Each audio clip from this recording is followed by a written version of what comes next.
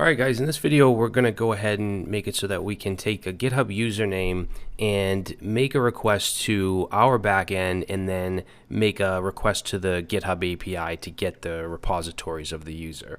Now in order to do this you need to go to github.com/settings/developers so that you can register a new OAuth app to get your client ID and client secret. Otherwise you'll only be able to make like 50 requests per hour or something like that. So just fill this out. You can put your local host for your home page and callback. I've already done it, so I'm just going to go ahead and use this one, and you can see I have my client ID and client secret. Now what I'm going to do is put these in our config values or our global variables.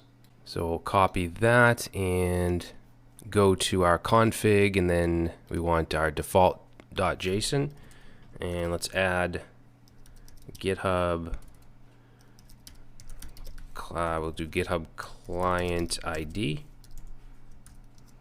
and paste that in, and then we also want to add comma. We want to add our GitHub secret. Okay, so I'll go ahead and copy that as well and put that right in there. All right, so we'll save that, and then we're going to go back to our profile.js route file, and I'll go ahead and just copy that. And we want to create a new route. So this is going to be a GET request to API profile /GitHub, and then we want to put slash and then the username. Okay, so this will get user repos from GitHub. And this is going to be public because viewing a profile is public. Anyone can view profiles, so we want to be able to show the repositories there. So let's do a router.get, and we want to hit /GitHub/:username, and let's put our request response, and I'm going to do a try catch here, and let's just console error.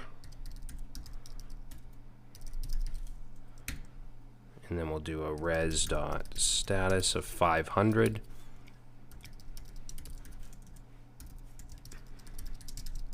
Okay, so inside the try here, first thing I'm going to do is construct an options object that has a URI,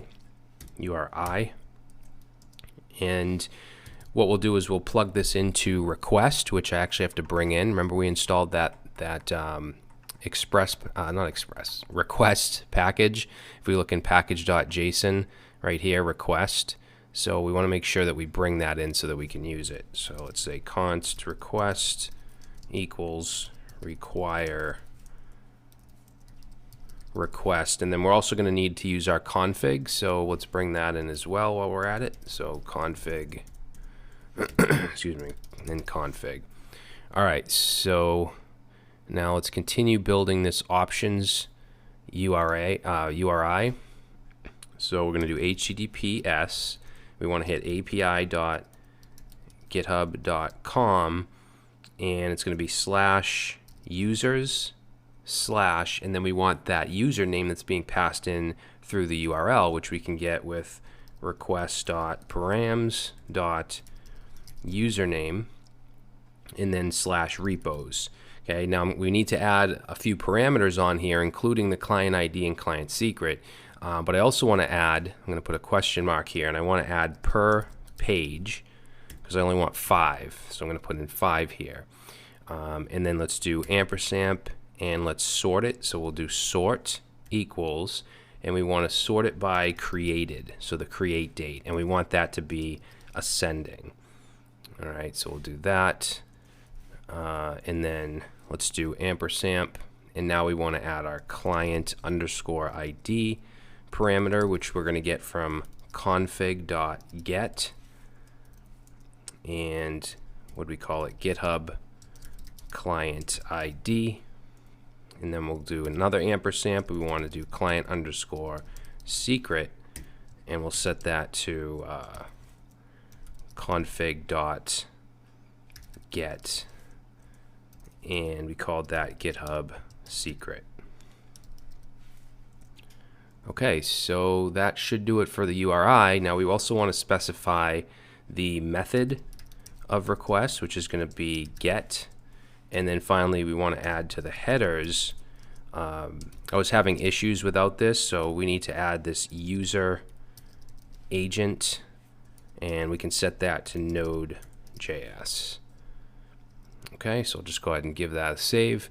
Now underneath the options object, we're going to make our request. So let's do request, and this takes in our options and then a callback, which will give us a possible error, a response object, and body.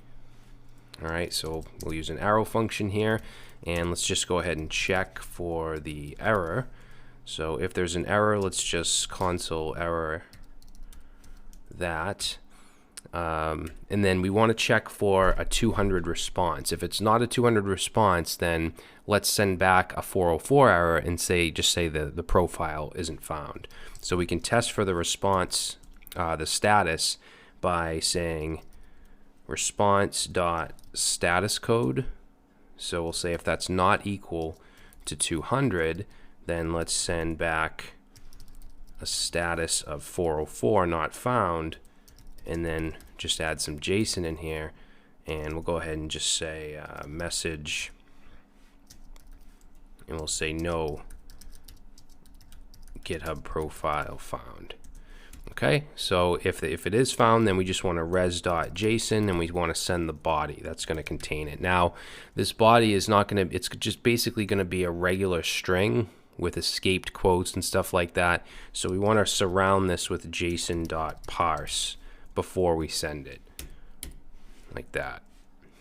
All right, so we'll save, and let's go ahead and test it out. So we'll make a GET request to localhost, and let's do API profile GitHub / Brad Traversy.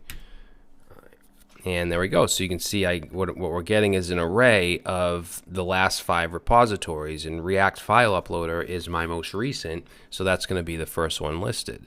And it gives us a lot of stuff. So if you wanted to make the profiles much more in depth in terms of GitHub repositories, you could use all this stuff.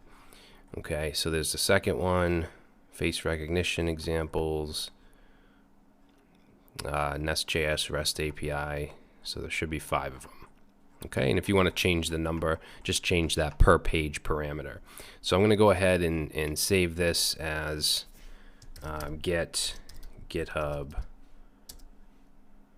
repos. Now, if I send something that is not a valid name, like let's just put, I'm sure that isn't a valid name, we just get no GitHub profile found, which is good. So we should be all, oh, wait a minute, what's this?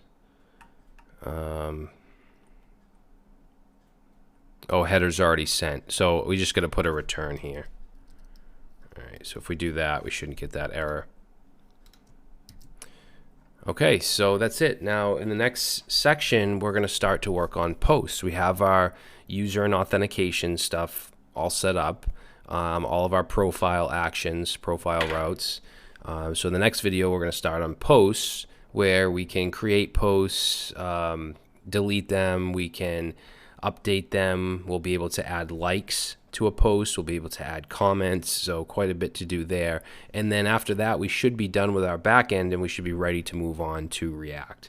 All right, so I'll see you in the next section.